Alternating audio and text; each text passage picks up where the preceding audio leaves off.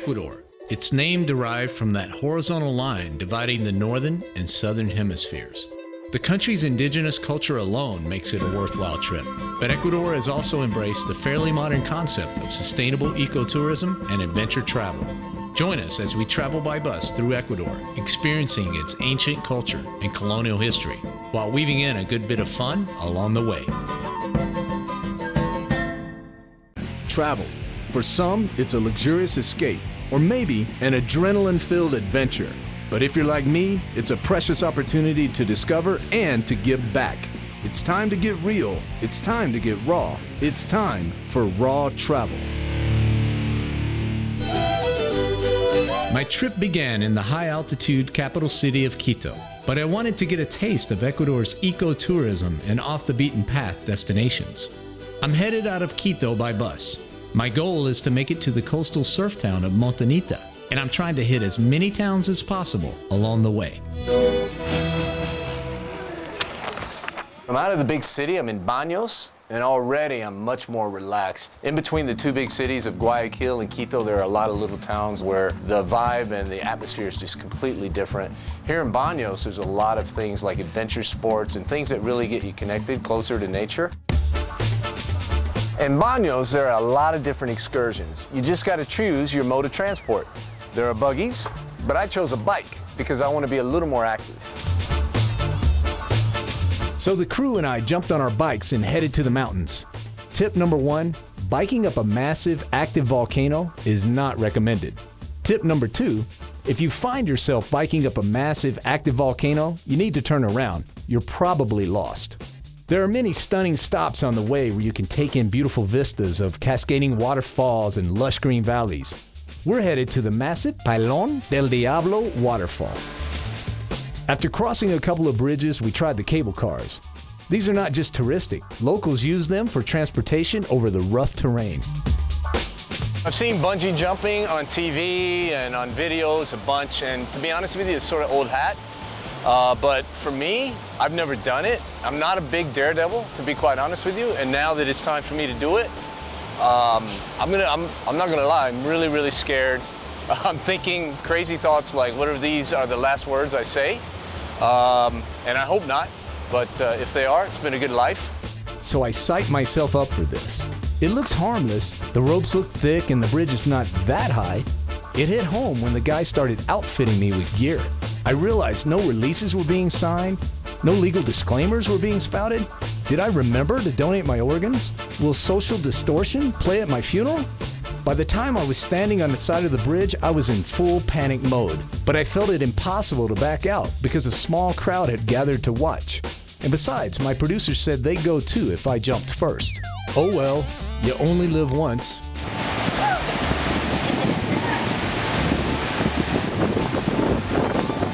I survived. Now it's the crew's turn. What? They're bailing out? That's cool. I need them for the rest of the trip. To get to El Pailón del Diablo, you have to hike.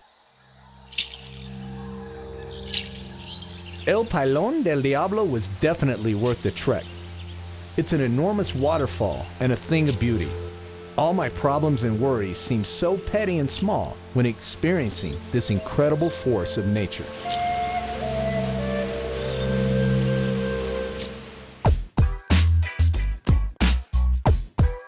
Traveling and being eco-conscious is really, really important. And guess what? It's not that hard. You know, maybe instead of taking a plane, take a bus when you can. Or instead of taking a taxi, try biking or walking when possible. And when choosing a hotel, try a green or eco-friendly hotel. And most importantly, when you get back, use social networking sites or travel blogs to tell others about your experience. And that way you'll be encouraging others to make better choices as well. So following my own advice, I decided to stay at an eco-friendly hotel called La Casa Verde, or the Greenhouse. What makes La Casa Verde green? The fundamental things that you have here is polluting the waterways. There's no treatment plants, anything like that. We just built your traditional septic tank system. I mean, it's nothing It's nothing cutting edge, but for Ecuador and where they're at the moment, it is. So maybe you guys are setting the example, and if you can show that this is a success and people will cater to hotels like yours that actually are green, not just saying they're green, then it will encourage others. Another way hotels can be green is by simply being aware of their waste. La Casa Verde attempts to reduce the hotel's overall consumption. They also reuse items whenever possible, and they try to make it easy for their guests to recycle. How can a traveler make the decision and the distinction between a hotel that claims to be eco-friendly and a hotel like yours that actually has several elements that make it eco-friendly? The best thing travelers can do is start to insist or demand these type of services to force change. That's the key. Doug and Rebecca have a small garden where they use permaculture to grow organic crops of papaya, coffee, lemongrass tea, and granadilla, which is slimy, but good. All that organic, healthy food is great, but sometimes you gotta live a little. So if you're in Ecuador and you're craving some Chinese, not to worry, there are chifas or Chinese restaurants everywhere. Those extra carbs came in handy when it was time to go canyoning. Canyoning is basically rappelling down a waterfall. Now this might look easy, but it's slippery and the water below is shallow and full of rocks. My instructor was cool, but he looked too young to legally drive, much less be an instructor. There's a lot of adventure sports in Ecuador and all over South America really, but just be aware, man, when you leave the United States, they have different rules. There wasn't a lot of safety precautions. I didn't have to sign anything. So it's somewhat of a risk. Then again, that's what life is. That's what travel is. You got to take a risk. Otherwise, you're just going to play it safe. You may as well stay at home. Ecuador has a lot of volcanoes. Most are inactive, but some very active, like the one in Baños. The locals didn't seem very worried, so I wasn't either. There are plenty of things to do to keep your mind off dying in a painful pool of hot, molten lava, like visiting the thermals, which are naturally heated by the active volcano. I jumped into the hot springs bath. The locals really love the baths as well, and pale, sun-starved tourists like me are easy to spot. I'm finishing things up here in Baños, and man, it's been a lot of fun. There's a lot to do here. It's very traveler friendly, and everybody's super nice, super cool. And it's really easy to forget sometimes that there's a volcano right next door. So I think I'm gonna head on out to the next town.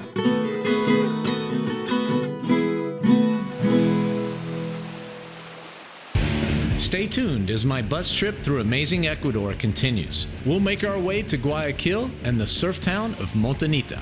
Surf's up in Montañita. So you're not Mr. or Miss Indiana Jones. No worries. I'll show you where you can visit some ancient ruins without even leaving the city limits. Then we catch a train through a route so dangerous they call it the Devil's Nose. Plus, see if I show off my signature moves with some authentic folkloric dancing.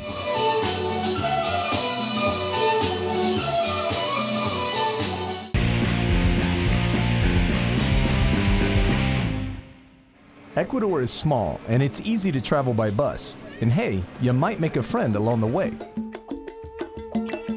The bus dropped us off in the town of Alausí. Its original name is San Pedro de Alausí, pledging homage to the Catholic saint, San Pedro. And boy, do they pay homage. An almost 70-foot tall statue of San Pedro towers over the town. Ironically, this is also the place where you come to catch the train to the Devil's Nose. Nowadays, the train is not a practical way to get around, but the ferrocarril is a good way for tourists to sightsee and to get an idea of what it was like to travel in Ecuador decades ago.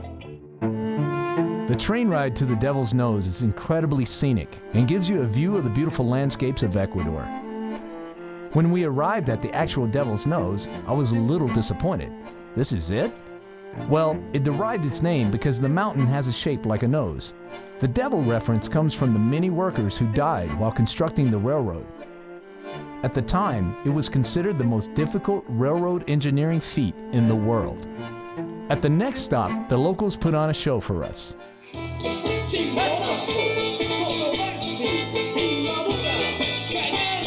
Turns out, a date with the devil can work up quite an appetite. So once back in town, we sampled some local food. Alausí is picturesque. It's a great place to get away and experience a typical indigenous pueblo.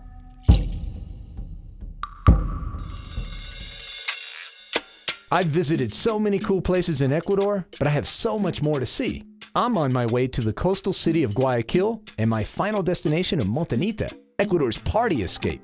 But before getting there, I'm hitting Ecuador's third largest city, Cuenca. The Spanish settled and founded Cuenca in the mid-1500s, and it's still a very colonial and historical city, clean and organized. It's also a progressive city. Cuenca is considered one of the least polluted large cities in Ecuador. When you visit Cuenca, you really need to check out the Pumapunga Museum. They've got a bird sanctuary, an archaeological section, Inca ruins. They got a lot going on. The museum has a collection of authentic native masks, indigenous artifacts, traditional musical instruments, and scenes recreating the history of Ecuador's diverse cultural influences. The Pumapungo Museum is conveniently located next to the ancient ruins where the Inca and Cañares built homes for their princesses centuries ago. So Pablo, this was a village, actually. This was where some families lived. What type of families were they? Not the families exactly. Here we have the presence of Aglias, Agliaconas. Okay. It's a word that means princess of the sun. Because the Incas' ingenious architecture prevented their homes from falling during earthquakes, there are many ruins still standing around Latin America today. The replicas at Pumapungo show how their homes looked when they were first built. These ruins look in really good shape, Pablo, so I assume you guys are actually reconstructing and helping to restore them, right? Mm-hmm. Right? In the case of restoration, we can see the concrete, but originally, the stones don't have concrete. So we have to use concrete to this day because we don't use the technique that they used, which was superior. Exactly. Built in the 15th century with restoration that began in the 1980s, many experts have studied these ruins, but evidently there are still some mysteries to solve. Any idea how many people used to live here when the Incas were here at the height? No. Okay. All right, no problem. Google anyone? This is the Temple of the Sun. This is one of the secret archaeological parks in Pumapungo. This is probably one of the most important places. Why? Because the Incas and Cañares celebrated different kinds of rituals in honor of the sun. This place would have been a magnificent sight back in the day when you come upon it. Like right now, it looks like a bunch of really nice rocks, but back in the day, you come here, you knew you were in a special place. The folks at Pumapungo Museum maintain a garden that simulates the Incas' original design, which was both practical and aesthetic. This is the garden, and this is a reproduction of what it was like back then, from the shape and everything, right? And even the plants grown? Exactly. So here you can see plants for food. For example, Chinese potatoes, white carrots, mandioca, different kinds of corns, different kinds of grains. This garden has over 400 types of plants. Many of them were once used for medicinal purposes, and some are hallucinogenic. My journey by bus through Ecuador continues. After this quick break, we'll discover why Cuenca is famous for the Panama hat. Then it's on to the bustling and historic port city of Guayaquil.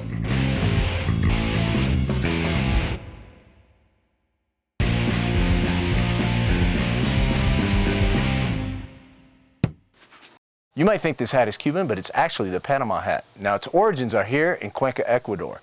So we're at the Homero Ortega Company to find out how this famous hat is made. Since the 1800s, the people from the coast of Ecuador have taught the people of Cuenca how to make these unique hats. Homero Ortega. Who is Homero Ortega? Homero Ortega is our founder. Okay. He started with this activity with his father, Aurelio Ortega. Homero Ortega was born in Cuenca City. Homero Ortega's son, daughters, and granddaughters continue here in the company.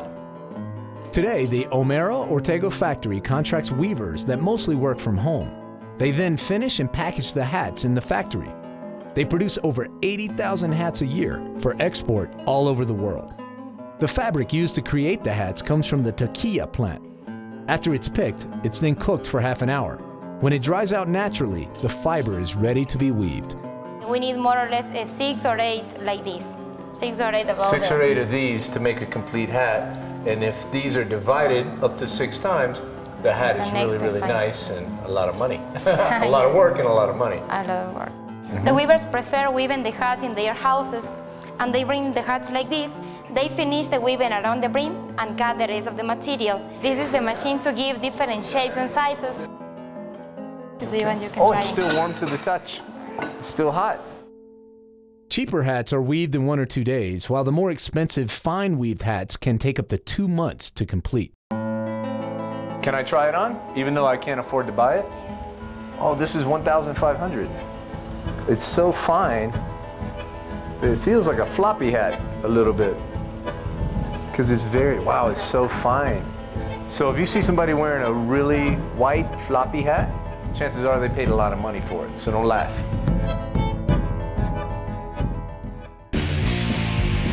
When we come back, we flash back to the glory days of the port city of Guayaquil. Then check out some exotic native animals and visit a famous park full of iguanas. Then it's time to hang with the hippies and get a surf lesson when we hit some of the best waves in South America.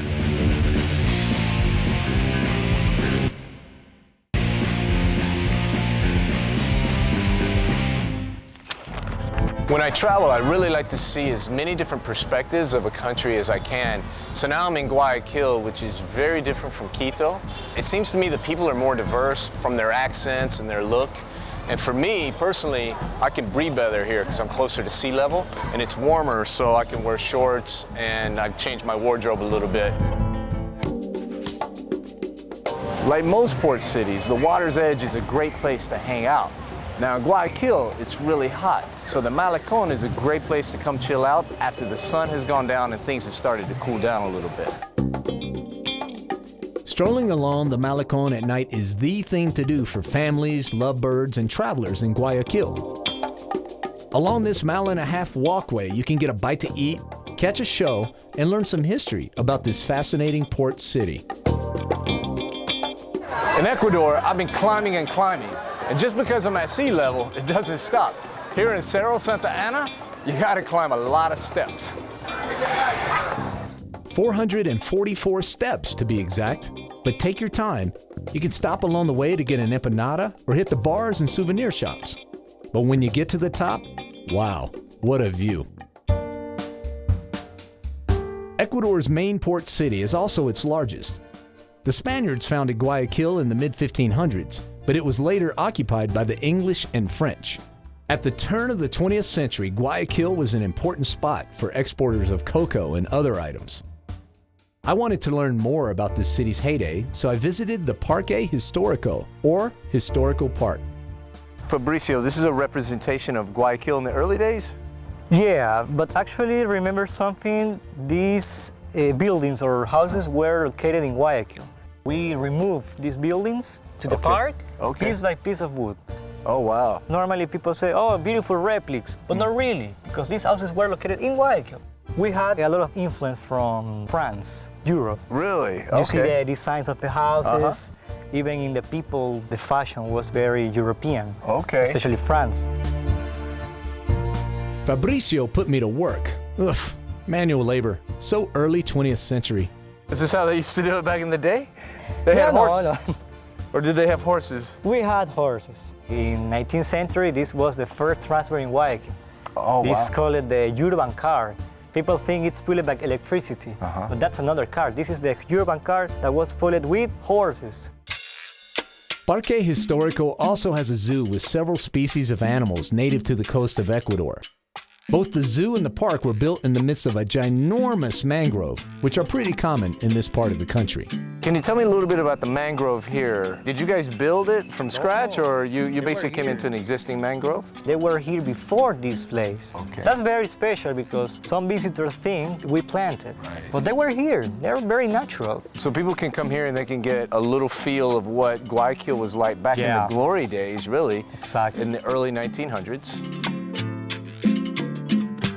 Also on the outskirts of town is the Jardín Botánico, or the Botanical Gardens. Here they have plants, flowers, butterflies, all indigenous to the area. In addition to the obvious plants, they also have a collection of amusing monkeys. But if you want to really get up close to some native animals, just head to Iguana Park. Smack in the middle of Guayaquil is Parque Bolívar, where there's a monument to the South American liberator. But most people come here to see the more famous residents, the iguanas. Hence the unofficial name, Iguana Park. After busing all the way from Quito, I arrived at my final destination, Montañita. I finally made it to the beach. I'm in the coastal town of Montañita. Now, I don't know what to expect, but I've heard a lot of good things, and it's gonna be a good time. Montañita is one of the more touristy parts of Ecuador. Depending on when you visit, you may see more foreigners than locals, and foreigners that become locals. Just a few years ago, Montañita was a sleepy little beach town. Now it's not so sleepy as it's grown to include vacation homes, hotels, restaurants, and bars. But Montañita is still a great escape, and it has plenty of economical lodging for the indie traveler. In Montañita, it seems like everyone comes out at night. You can get a sit-down meal, or if you're on a tight budget, walk around and sample Ecuador's ever-present street food. The nightlife scene is big, with partiers going all night, but not for me. Not tonight, at least. I have a big day tomorrow. This town is very laid back, but with lots to do. Surfing is the main attraction, and surfers flock from all over the world to hit the killer waves off the point in Montañita. How can I come to Surf Haven and not take a class? I was lucky enough to have one of Ecuador's top surfers, Eusebio Rodriguez, as my instructor. The first thing I had to do was put on my surf gear. Man, this shirt is tight. I feel like I'm at the Jersey Shore. Our lessons started with the very basics, like how to get in the water board in hand without maiming yourself. You need a lesson for that? This might be tougher than I thought. You carry your board, you start walking. You will learn how to pass wave, how to pass a little wave, how to pass normal wave, and maybe how to pass big ones. Okay, how to get out there. Yeah, how to get out. Okay. We going as maximum below your chest, as maximum. Okay. We are not too deep, because if you go too deep, you will be dead. Oh Lord, No, look just at those kidding. waves. Then we're gonna watch a wave, a good wave, a fun wave for you. Then you will turn your board, you lay down your board, try to feel your balance, your position and everything, start paddling. Okay. You paddle really hard when the wave is coming. You catch the wave, and after you catch the wave, you stand up. Is that easy? Yeah, that's it. That's the introduction. Okay. Next, Eusebio showed me the basics on dry land. Balancing was hard enough on land. I couldn't imagine doing it within seconds on top of a rapidly moving wave. So we're off. My first couple of attempts were laughable. Catching a good wave is muy importante, and not easy, but Eusebio helped me. 30 minutes later, I was getting the hang of it. And finally, I got a clean ride. Kelly Slater, eat your heart out. So when you come to Montañita, you at least gotta try to surf. But beware, when the lesson's over, you're still not out of harm's way. I dropped the board on my foot. Great, my first surfing injury, and it happened on dry land. So my journeys have taken me from the mountains of Quito all the way down to the coast in Montañita. And I really feel like on this trip I got to experience the diversity of Ecuador. I got to experience some cosmopolitan sophistication in Guayaquil, the adventure sports in Baños, and now the laid-back beach vibe of Montañita. And I really believe Ecuador is a great country to really just begin your Latin American travels. I know for me, I'm inspired to continue my journeys throughout Latin America now.